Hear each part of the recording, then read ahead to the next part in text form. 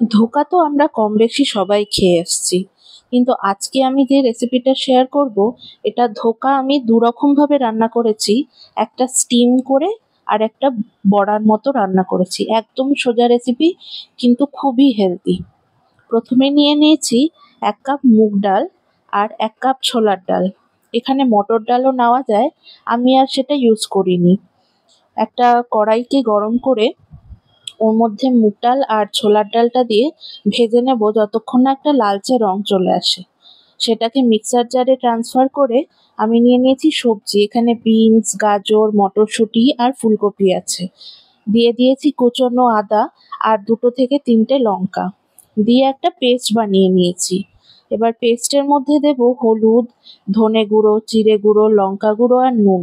দিয়ে ভালো করে মিশ্রণটাকে মিক্স করে প্রথমে আমরা স্টিম ধোকাটা বানাচ্ছি।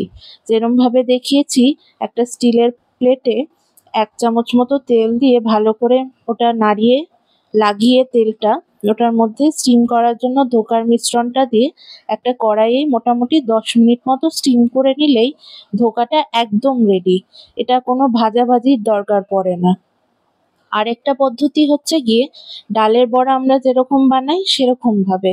এটা যদি খুব তাড়াহুড়োতে থাকেন, এই পদ্ধতিটা দিয়ে বানালে খুব তাড়াতাড়ি হয়ে যায়। এবার হচ্ছে ঝোলের পালা।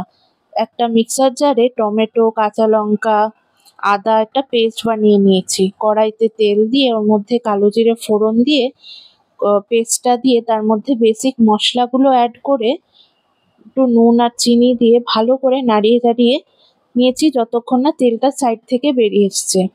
তারপরে জল দিয়ে দিয়েছি ঝোলের জন্য। এটা আপনাদের উপরে, যতটা ঝোল লাগবে সেরকম জল দিয়ে দেবেন।